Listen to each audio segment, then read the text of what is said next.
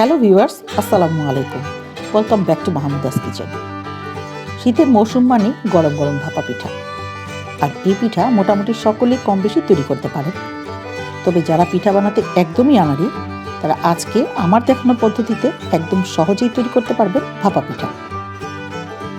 তবে আজকের ভাপা পিঠাটা আমি একটু স্পেশালভাবে তৈরি করব, আর সেজন্য আমি ইউজ করব এখানে খিরসা।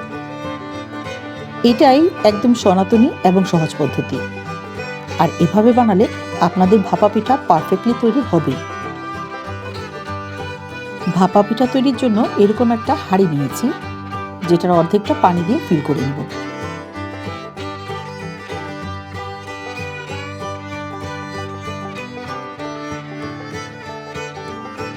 পানিটা এমনভাবে দিতে হবে যাতে বলক আসার পরে উপরের দিকে উঠে না যায়।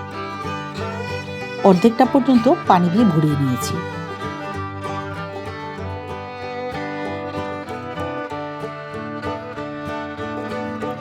যাদের কাছে পিঠা ভাপানোর কোনো প্রকার সাজ নেই, তারা এইভাবে একটা পাতলা সুতি কাপড়ের সাহায্যে হাঁড়ির মুখটা টাইট করে বেঁধে নেবেন। এভাবে তৈরি করলে 3-4টা পিঠা একসাথে অনায়াসেই তৈরি করতে পারবে।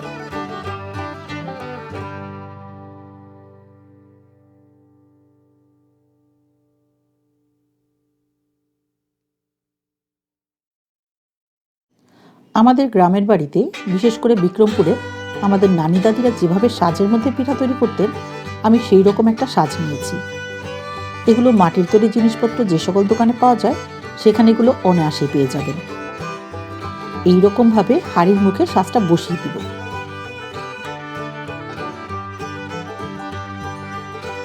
এবং এই পাশ দিয়ে কোনো প্রকারের ভাপ বের হওয়া যাবে না। তাই এখানে কিছুটা আটা পানি দিয়ে গুলিয়ে নরম করে কাই তৈরি করে নিয়েছি। এখন এটা দিয়ে হাঁড়ির মুখটা বন্ধ করে দিতে হবে, যাতে কোনোভাবেই বাষ্প বের হতে না পারে। অনেক সময় দেখা যায় পিঠাতে ঠিকমতো ভাপ লাগে না, আবার কাঁচা থেকে যায়। তাই আমি বলবো এই স্টেপটা আপনারা অবশ্যই ফলো করবেন, এতে করে পিঠা অবশ্যই পারফেক্টলি তৈরি হবে। এখন এটা চুলায় বসিয়ে দিব পানিতে বলক আসার জন্য, আর বাকি কাজগুলো দেখে নিব। এখানে 4 কাপ ভেজা চালের গুঁড়া নিয়েছি। এর মধ্যে দিব পরিমাণ মতো লবণ। লবণটা স্বাদ অনুযায়ী ব্যবহার করবেন। মিশিয়ে নিতে হবে। এখানে আমি কুসুম গরম লিকুইড দুধ ব্যবহার করেছি। আপনারা চাইলে এর পরিবর্তে পানিও ব্যবহার করতে পারেন। এবার প্রথমে 1 কাপ পরিমাণ দুধ দিয়ে চালের গুঁড়ার সাথে হাত দিয়ে মিশিয়ে নিতে হবে। খুব ভালোভাবে মাখিয়ে নিতে হবে।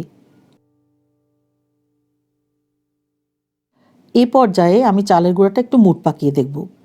দেখুন চালের গুঁড়াটা ভেঙে যাচ্ছে, তার মানে এখানে আরো কিছুটা দুধ লাগবে।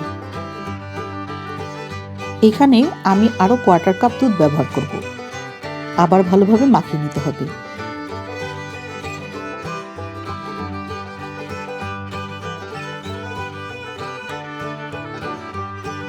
এবারে যখন মুঠ পাকিয়ে নিব, দেখুন মুঠটা ভাঙতে একটু সামান্য প্রেসার দিতে হচ্ছে। তার মানে চালের গুঁড়াটা সম্পূর্ণভাবে রেডি হয়েছে। আমার পুরো চালের গুঁড়াটা মাখাতে 1.25 কাপ দুধ লেগেছে। আপনাদের চালের ধরন অনুযায়ী কম বা বেশি লাগতে পারে। এবারে এইরকম মিহি ছিদ্রযুক্ত একটা চালনি নিয়েছি। এর মধ্যে অল্প অল্প করে চালের গুঁড়া নিয়ে চেলে নিতে হবে।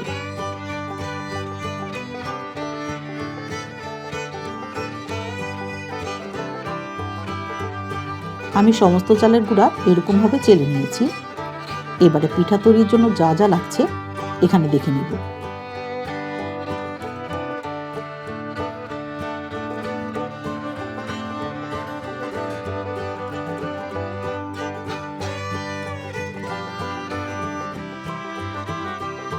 যেমন এখানে নিয়েছি কুড়ানো নারিকেল, খেজুরের গুড় গুঁড়ো করে নিয়েছি।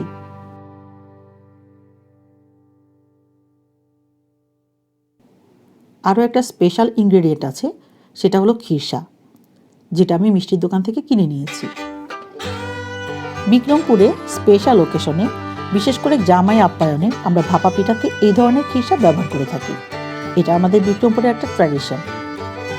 চলুন পিঠাগুলো বানাতে শুরু করি। এইরকম ছোট ছোট বাটি নিয়েছি। এই ধরনের বাটি যে কোনো প্রকারের সবগুলোতেই পেয়ে যাবেন। প্রথমে বাটিতে চালের গুঁড়া দিয়ে চারপাশে ছড়িয়ে দিতে হবে। এর উপরের দিকে টেস্ট অনুযায়ী গুড়, তার উপর কোরানো নারিকেল,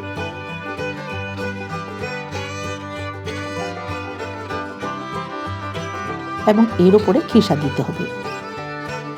এবারে উপর থেকে আবারও চালের গুঁড়া দিয়ে ঢেকে দিতে হবে এবং হালকা হাতে প্রেস করে দিতে হবে। খুব জোরে প্রেস করা যাবে না, এতে করে পিঠাগুলো শক্ত হয়ে যাবে।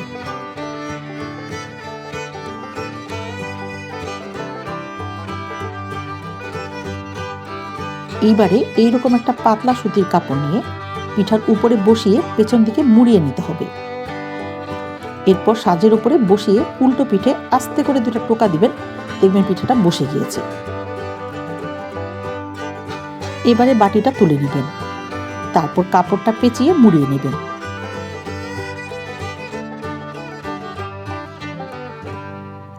এইভাবে প্রত্যেকটা পিঠা বসিয়ে দিব।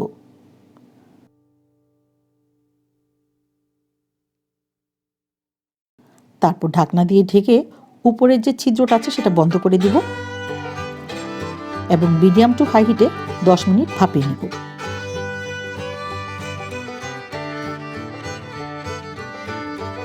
পিঠাটা যে ভাপানো হয়েছে এটা বোঝার জন্য কাপড়টা খুলে নিয়ে হালকাভাবে প্রেস করবেন, দেখবেন পিঠাটা পাঞ্চ করছে, তাহলে বুঝবেন পিঠাটা সেদ্ধ হয়ে গিয়েছে। এবারে তুলে নিতে হবে। তো ভিউয়ার্স, দেখলেন তো, তৈরি করে নিলাম একদম সহজ এবং সনাতন পদ্ধতিতে বিক্রমপুরের ট্র্যাডিশনাল খিসা দিয়ে ভাপা পিঠা। সাধারণত যেভাবে ভাপা পিঠা গুড় নারিকেল দিয়ে তৈরি করা হয়, এর সাথে একটু খিসা অ্যাড করে খেয়ে দেখলেই বুঝবেন এর স্বাদ কতটা বেড়ে যায়। তাই আমি বলবো আপনারা এভাবে তৈরি করে খেয়ে দেখুন। রেসিপিটি ভালো লেগে থাকলে লাইক এবং শেয়ার করে দিবেন আর সাবস্ক্রাইব করে বেল আইকনটি প্রেস করে দিবেন আমার পরবর্তী ভিডিওর আপডেট নিয়মিত পাওয়ার জন্য। আল্লাহ হাফেজ।